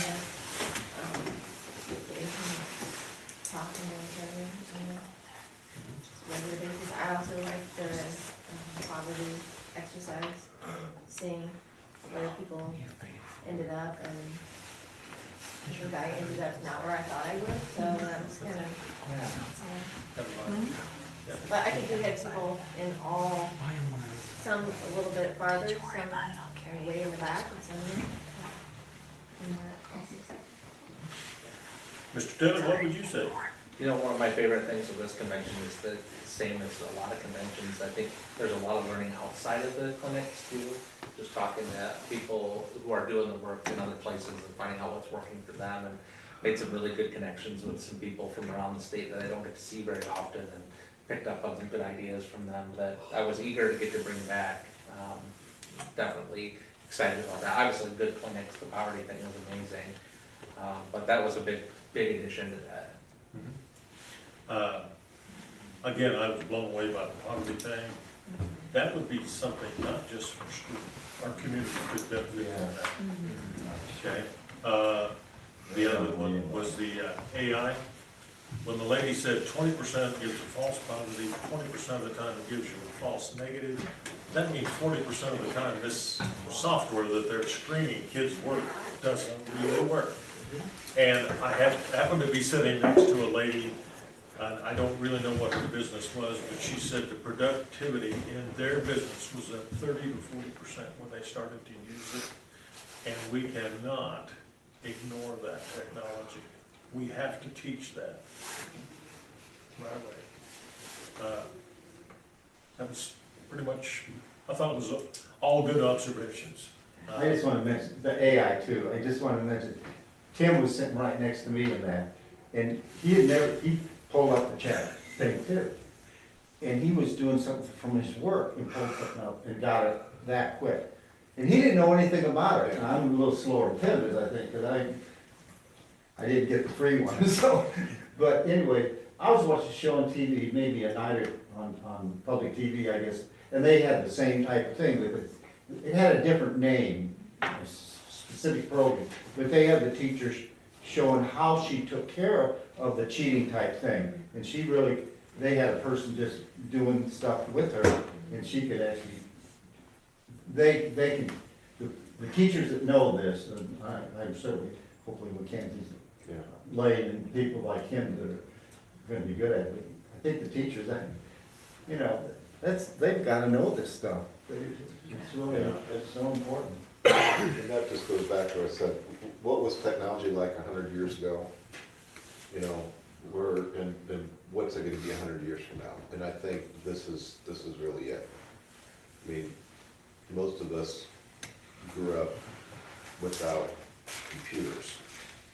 You know, a lot of people in this room, okay, maybe not a lot of people in this room, maybe a handful of us. Okay, this is us three. You got all the way through college without a computer. Right. You know? And so that's something relatively new in the last 100 years. And now you can't teach school without a computer. So what's it gonna be 100 years from now? And I just think that this is something we need to figure out how to And it goes back to, look what happened when social media first came on. Oh, it's great, you can communicate, you can, check up on old friends, you can take a picture of your lunch, and that's kind of what it was used for. Now it's turned into an absolute cesspool of human interaction. The faceless people that just put hateful comments out there just because they want to argue with somebody they've never met. And it's turned into a bad thing. So I think AI is the next generational change in humanity. And we owe it to ourselves and our kids to try and figure out how to do more responsible use of it than what social media has done to society. Well said, well said. Anything else? Approved personnel business procedures. Motion approved. Second. Okay, we have a motion and a second to Hold on. approve. Yes, hold on. What were the transfers? Do we have the transfers on here? But I don't remember. We didn't have. I think we always just list all. We just, of them. Yeah, okay, yeah. gotcha. That's a boilerplate. Okay. Okay, we have a motion and a second to approve the personnel business procedures. Any further discussion? All those in favor signify by saying aye. All right. Aye. Opposed, same sign. Motion carries. Financial reports. To correct that, there is one transfer. Oh, The Mackenzie Bates to the Strat one position at Lakeview. okay. That to be officially approved on the, sorry, I just felt like I Okay. didn't wanna fib. That's just clarification, right? Yep. Okay. Financial reports. Motion approved. Second. We have a motion and a second. Any discussion? I guess there's something I wrote down here.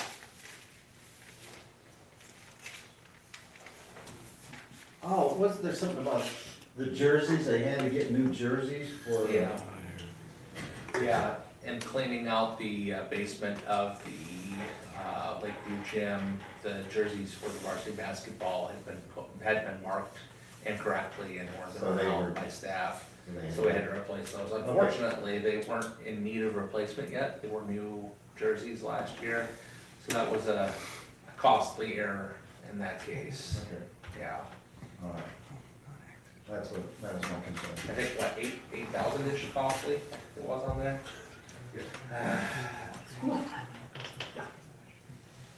There was a discussion. I understand. Yes. Yeah, I think we've got a plan for avoiding that moving forward. There was a lot of discussion in the public about that one. Yeah. I got some. Yeah. Rightly so. Yeah, that's fair enough. Yep. Yeah. Yeah. But I think we got a good plan moving forward and some important learning out of it. All right. Any other discussion? Hearing none. All those in favor signify by saying aye. Aye. Opposed, same sign. Financial reports are accepted. Principal and director reports. I did ask, because we had so many out for the principals and directors to give written reports, so that then you could ask questions out of their reports if you wanted to, instead of giving verbal reports, unless you want anything from any of the specific folks out there. There's one thing on the Lakeview report. Okay. And I've been in Rotary for a long time, and we get the students of the month, and sometimes the same student gets student of the month 4 times. I just never really liked that too much. You know what, we have a spreadsheet, there should be no reason for that. I know, And I feel like I'm the old person here in that realm right now, I say that a lot to Mark in meetings and Julie. But honestly, we have a spreadsheet that from the time they come to Lakeview, to Howard, to the high school, that like right now at Howard, when a student's nominated, I look through there and I'm like, hey, that kid's already gotten it once or twice or whatever. So that should not be happening, Yeah. Well, because you're right, there's a lot of good kids in our district, and we gotta be spreading the wealth. and he had a suggestion in there that they couldn't do that, and I like that, because I know this one girl, and, Yeah. I mean, she certainly deserves it. Right. Because she got it, 3 or 4 times, and some of them, oh, this is the 3rd time. Henry does it, Henry Artman, and he says, well, this is the third time this year.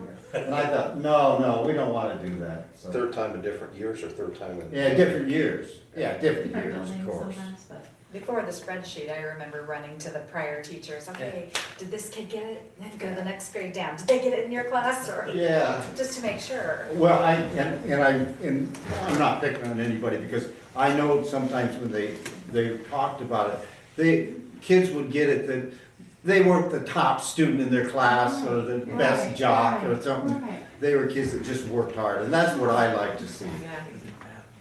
You know, I've been involved in a couple different scholarships, and we don't go on grades at all.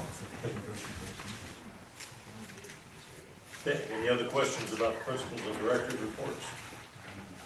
I really liked, Terry, how you took the time to write down all of those comments. I read every one of them, and I was just like, that's really interesting.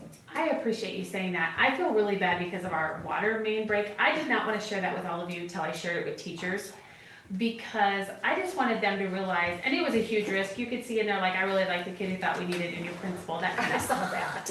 And honestly, the child, But it was only one. yeah, that's true. And that child and I kind of had a tough conversation, but, I think that conditions of learning, like I said to you, it's not a pure matchup, but I just really think our teachers needed that win at 9 weeks in to know, like, kids see and feel the difference of what you're doing this year. And I didn't want teachers to have to wait until 3 quarters down. The other thing is, if our kids weren't feeling more positive about things like that, then we needed to reassess if our changes were really for them or more work for teachers. So I appreciate you saying that, because I felt very at risk sharing all that. But we were gonna meet on Friday, and then with the weather, with the water, then we got delayed. But I'm gonna share that with the teachers so they see that too. I read every single one. That Oh, was thanks, great. yeah. I appreciate the kids being willing to share that information. I think if you ask kids, they need to know then that what they shared was important. Yeah. So we can make changes of what they need. Any other questions? Superintendent's report. Just a few quick things. Make note of the behavior classroom at Lakeview. If you know somebody who has a teaching degree and is interested in that kind of work, please direct them to Brian or Julie. Definitely looking for the right person for the job. Big thank you to both Dave McCann and the city crews for the work they did to help us with our water main break. The city actually had replaced a valve that probably would have been our responsibility, but I think they've been pushing that. They just wanted to help us get it done quickly, and so that was really good of them. And Dave came up with some quick thinking to make it where we didn't have to, we could have been in for a week without school if he didn't come up with the ideas he came up with to get us in.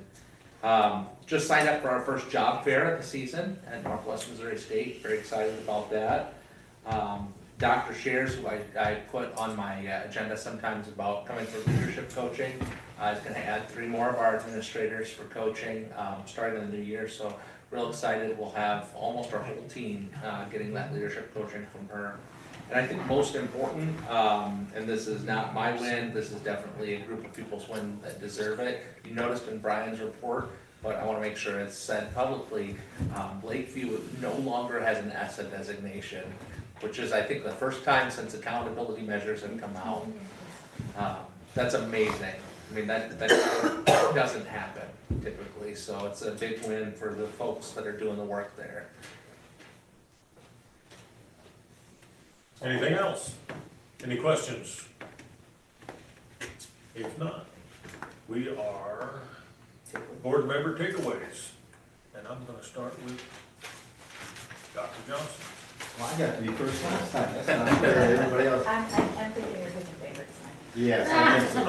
I am. Okay, well, I'll go Let's see right, I'm not gonna see too much difference, because I think that, I was glad about the, not, so students wouldn't get more than once to be recognized. The other thing I wanted to say that they told Mike to start with, being on the school board, I've been on lots of different boards, in this community. And this one is probably the most exciting, because there's so much going on. And when people know you're on the school board and you make yourself accessible, you get lots of comments, and sometimes they're good and sometimes they're bad. But what Carol said, I think, was real important. If the community had to go through the poverty type thing, it would be just very enlightening to our community to see what the school has to deal with. Because, you know, it's a tough situation for all of our teachers and administrators. And so I just think it's so important that we are, you know, are there for that positive influence for our schools. Mr. Whiskers. We're gonna also stay on the IASB thing. I think this was our third year in a row where everybody's attended the conference. The second year in a row that we've gotten the Better Board Award. And I'll go back 3 years ago, the first time I got it, which I didn't know I was getting it. I had no idea I qualified. I got a call from Tammy Drawball like a month before and says, you know you qualify. It's like, what is the program? I didn't even know. And so, but that year there were 1,800 school board members, 100 people got it.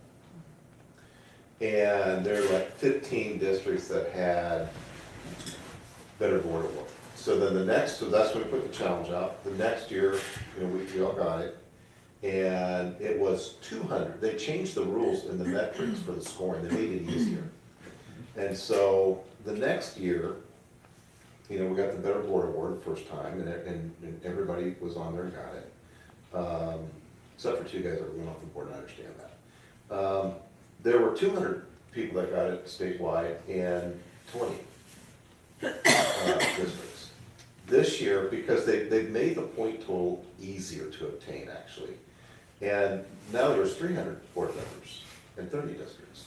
And of that, the first time they announced 13 districts had everybody in their board group. So 13 out of 335 districts, I don't know what percentage that, but it was pretty low, had every one of their board members achieve the Better Board Award. And I know, Carol, you had to do a lot of extra, you had to do the most work. I did. And I'm proud of you for that. Thank you. Yeah, It was very interesting, all of it. yeah. And so, That's not exactly what you told me. Okay? Oh, and Mark informed me that I did extra. Yeah, actually, that's you're true. no achiever. Yeah. Overachiever there. But I didn't know it. We miscounted at one point, Yeah. I think you did 2 Yeah. extra It's like, oh, numbers. okay. So the point being, I think that is, it's a way for us to do our professional development, it's a way for us as a board to do our lead by example, and it's a way to do the lifelong learner. And I think that's an important thing to do, and I'm just grateful for everyone on the board that took the time to do that. Now, here's the good news, you need 15 points to get for next year, and we got 12.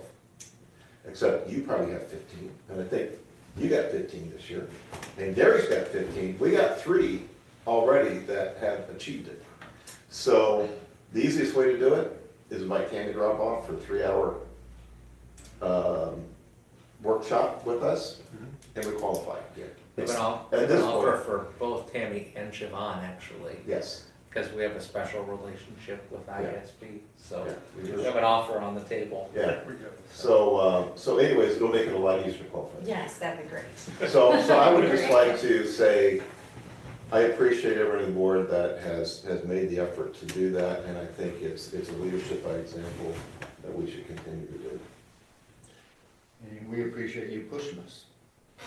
And the funny part of it was, when I would be sitting with someone or in a seminar or wherever, in fact, all of the people I talked to, and I said, all of our board is here. And they just couldn't believe that. Yeah.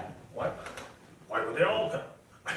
I said, because that's the kind of board we have. We're unique in the state that we put that in. Yes, we are. I'm glad you brought that up. I'm glad you encouraged us. It's your turn, Carol.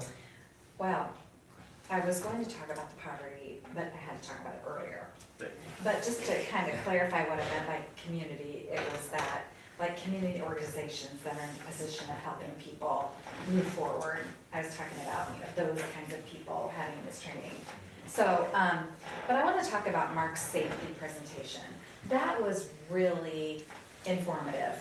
And I think that that's what needed to get out. And,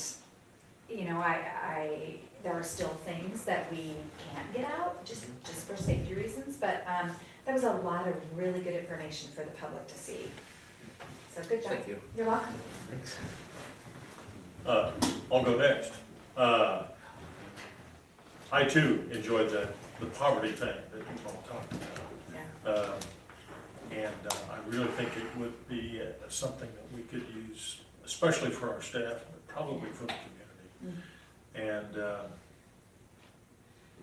the other thing that I always did as a teacher, when I realized I wasn't gonna be rich, that I wasn't gonna be famous, and I was not gonna get the teacher of that year, but what I could do was every day my goal was to be a hero to one kid.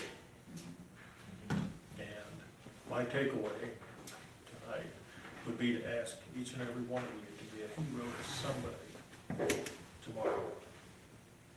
If you can do that, it'll make a big difference in somebody's life. Mr. Moore, you're next. Okay, mine are, I got two things that I think as a board we need to maybe look at moving forward here.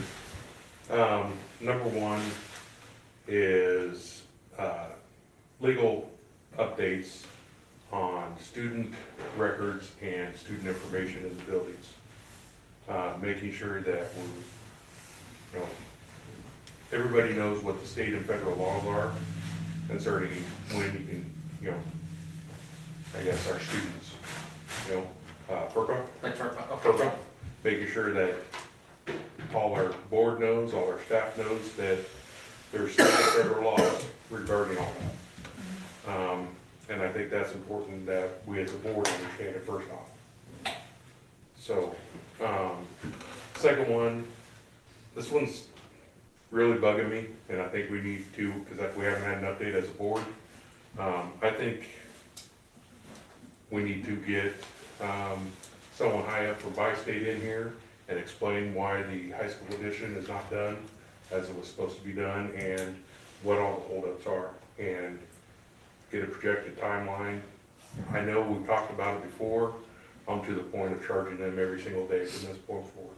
I think that was kind of the tenor of the meeting that we had that last meeting, wasn't it? Yeah.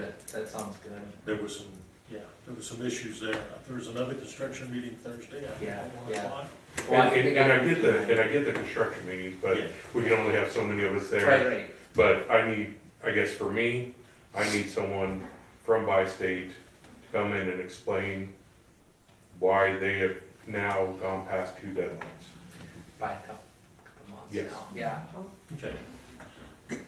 I do know there's an issue still with some rooms too hot and some rooms too cold.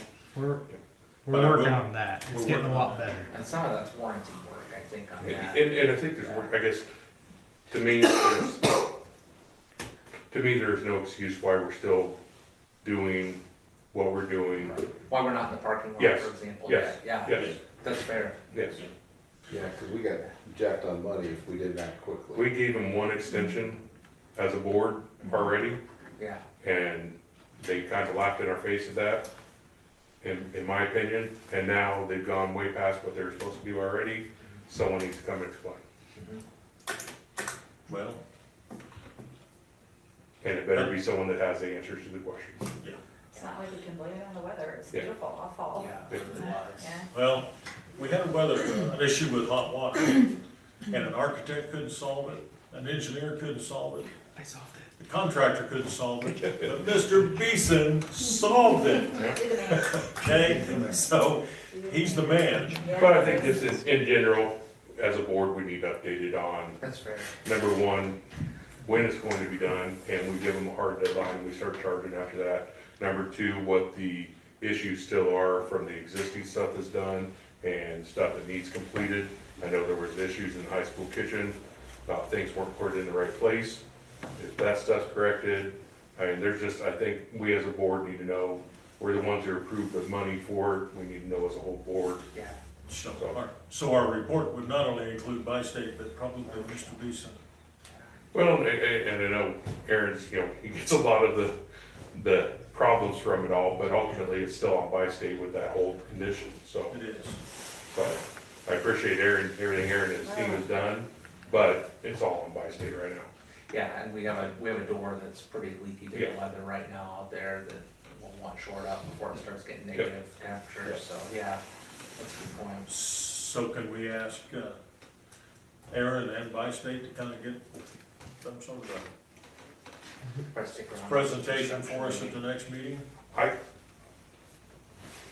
guess I don't get one for this board, but I know Aaron's doing what he's supposed to do, Right, and he's doing probably more than he's supposed to do. right. To me, it's all by Yeah, I think it's Mark's responsibility. That being said, I hope that it's done before our next meeting though, is kind of where I'm at, cause our next meeting is January, it's not the first week of January, it's the second week, I think, so. And so I talked to the gentleman who's in charge on site right now, and I don't know that he's supposed to, on Thursday, when we meet, have a timeline for us. And I can communicate that for now via my, board updates, so we're not waiting until January for an update on that. But if for some reason it's not done by the time of our next meeting, I think, yeah, absolutely, somebody should probably be here to answer publicly why they're, 3 months overbooked at that point. with an extension of their, so. Yeah, Good point. The only reason I asked Aaron to be involved is, I don't know what needs to be done. And we need to have And I just sent Rochelle and Lance a couple of things today of things that need to be touched up and done right and stuff like that. They're close to being done, like the concrete's done. Parking lot's pretty much, it's done. The main things that need to do, there's a door down in the basement that needs to be installed. The storefront doors, on that north side. Siding, I knew it was gonna take this long, it's just the contractor they have doing it. The front entryway took them 2.5 months to do. Yeah, and Just that, a to side. me, there's no excuse for that. No. So. And I think, I guess, from my standpoint as a single board member, I think, because we don't see all those plans when we're through stuff. I think there's still some safety issues that need taken care of on the Like north where side, would be one of where, those? the ramp going down. To me, there needs to be some sort of roof over those stairs going down. There needs to be some sort of chain link fence around that. There will be. Okay, so, but we don't, I guess, as a board, see that stuff, that I so. think is one of the reasons that when we talked about, because they were willing to open the parking lot to us at that last construction meeting, but because some of that stuff wasn't completed, I think we want them to have the job done before we take that, and before that safety fence around that area is down. Because we'll be liable for anything that happens there, and right now they don't have the safety set up around that pit area, or former pit area, I guess, that we need. Now, the roof over the stairs, there is no roof going over those stairs. Right, but I mean. I've already that's- made plans to build one ourselves next summer. I see that as both a convenience and a safety issue.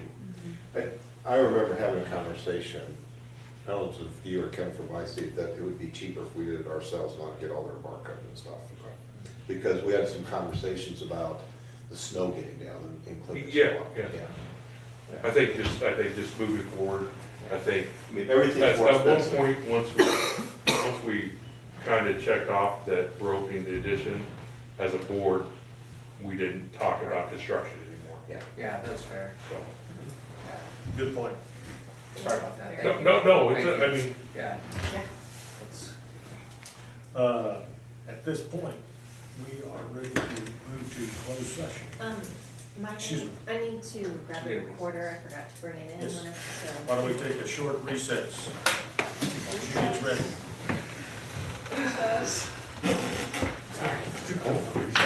Nobody gave Lisa a shout out for a perfect audit on I knew that was the company, he was wanting me to check with them and see what they it had. was. Oh, I knew it was redundant, but I just didn't want you guys to think I didn't follow through. I'm sure the other day, somebody positive was on. What is next? I don't know that, he just said to me, can you check in with them, so I just forwarded it, because I talked to her and I didn't get it back to you. Who's the high school wrestling coach? Mason Woodsler? Okay, thanks, sir. Yeah. Yeah, I had somebody Take a look at it. ask me, you don't have a high school wrestling team, and I looked at the schedule, we certainly. Oh, yeah, we certainly do, they're going to Kirksville tomorrow. I had, oh, I saw that. Hi. Sorry, Cameron. My glasses. Oh. I'm gonna be doing this. I'm not sticking around with you. It's okay, this is, you're seeing it. Okay, well then I'm changing something. Sure, but I didn't normally get more, so. I mean, it's off, and I didn't know. What is that? I have not had heat in my house for for 12 days now, just saying. Yeah. We'll mute them. Don't you live in Oh, we're not Massachusetts? getting- Was that used to be a name? The house, yeah. That's right. It used to be. Yeah, I think we're good. Yeah, you would think it would all work. Then we had a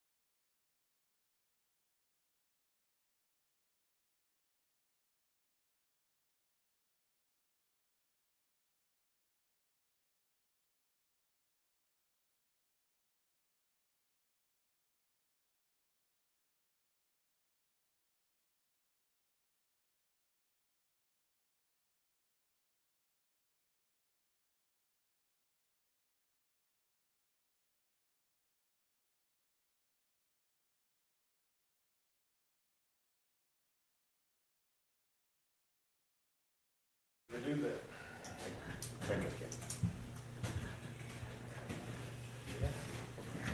So, if you see Jill poking around, Yeah. that's what's going on. I'll talk to her. The other thing, I wonder if they're gonna have that sort of job fair again? What do you think if we, and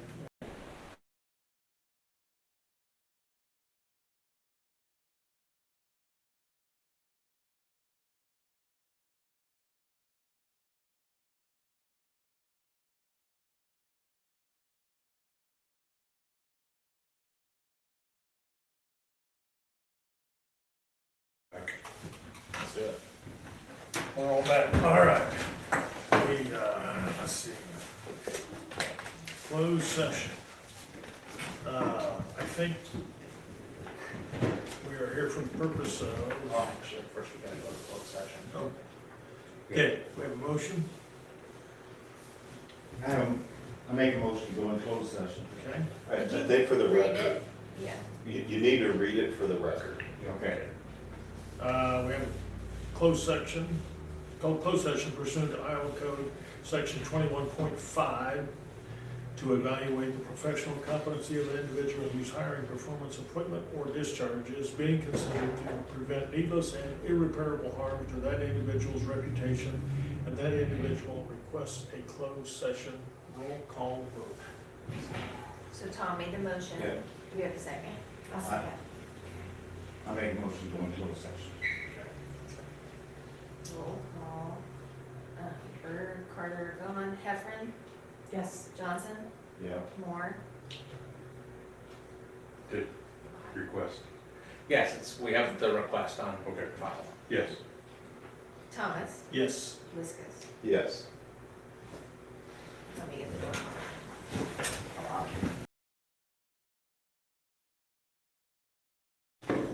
Okay, we are back in session. And the only thing we have left is to adjourn.